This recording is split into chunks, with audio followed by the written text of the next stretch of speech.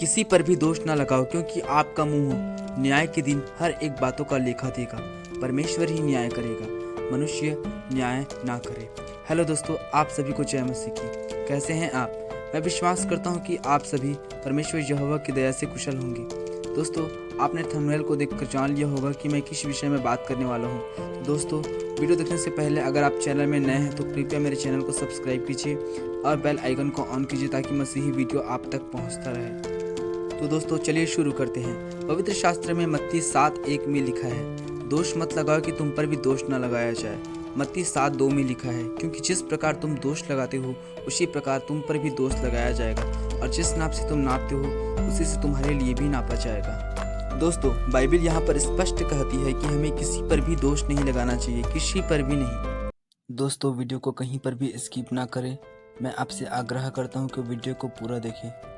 लेकिन आजकल हो क्या रहा है, मैंने देखा है YouTube पर परमेश्वर के दास जैसे प्रोफेट, एपोस्टल, पास्टर, इवेंजलिस्ट आदि प्रभु के दासों पर वीडियो बनाकर दोष दिया जा रहा है। मैंने देखा है लोग कमेंट में प्रभु के दास के बारे में कमेंट करते हैं जैसे ये झूठा है या ये ऐसा है वैसा है। मेरे दोस्तों, मैं आपको अपना भाई और बहन समझ के बोल रहा हूँ, हाथ जोड़ के बोल रहा हूँ, कृपया ऐसा ना बोले या ऐसा कमेंट ना करें। या अगर कोई आपसे कह रहा है कि वो झूठा है या ऐसा है वैसा है तो उसमें आप हाँ बोलकर उसमें सहभागी ना हो जाए। परमेश्वर ही सबका न्याय करेगा।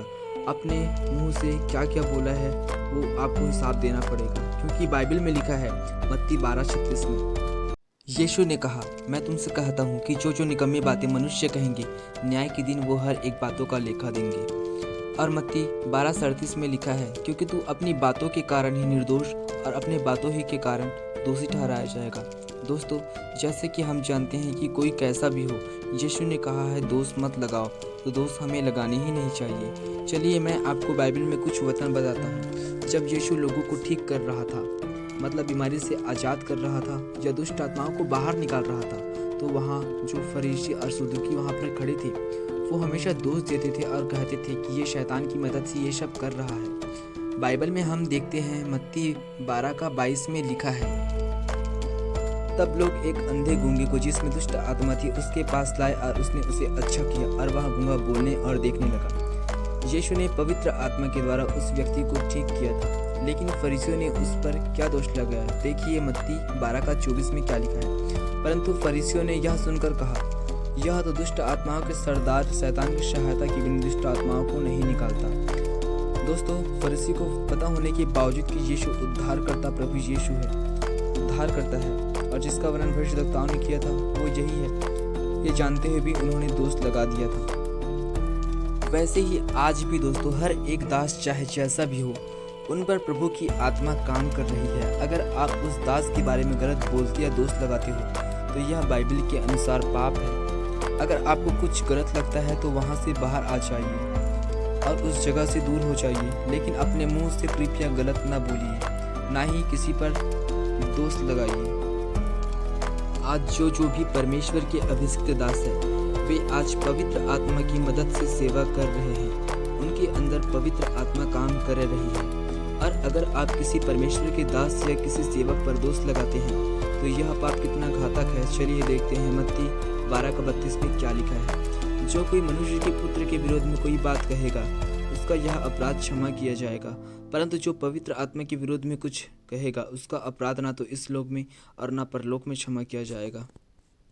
दोस्तों, आज पवित्र आत्मा काम कर रही है। मैं आपसे फिर कहना चाहता हूँ, कोई दास जैसा भी क्यों ना हो, प्लीज कृपया अपने मुंह से कुछ भी गलत ना बोले, ना ही दोष दे। परमेश्वर ही न्याय करे, परमेश्वर ही सब करेगा। हम या आप कुछ नहीं कर सकते हैं। आइए एक वचन देखते हैं जहाँ लिखा है रोमियो 14:10 में, संत पौलुस ने कहा, तू अपने भाई पर क्यों दोष लगाता है, या तू क्यों अपने भाई को तुच्छ जानता है। हम सब के सब परमेश्वर के न्याय सिंहासन के सामने खड़े होंगे। यहाँ पर स्पष्ट लिखा गया है कि हम सब के सब परमेश्वर के न्याय सिंहासन के सामने खड़े होंगे। मेरे प्रिय दोस्तों, भाइयों और बहनों, मैं आपका भाई हूँ और हम सब मसीह में एक परिवार है जो त्रिएक परमेश्वर पर विश्वास करते हैं। कृपया किसी भी दास या सेवक के बारे में गलत ना बोले, सब परमेश्वर पर छोड़ दें, वो ही सच्चा खुदा है। दोस्तों, हमें सिर्फ त्रिएक खुदा पर विश्वास करना है और बाइबल को फॉलो करना है। बाइबल के अनुसार चलिए, यीशु पर फोकस रहिए। परमेश्वर आपको इस संदेश के द्वारा आशीष दे। धन्यवाद।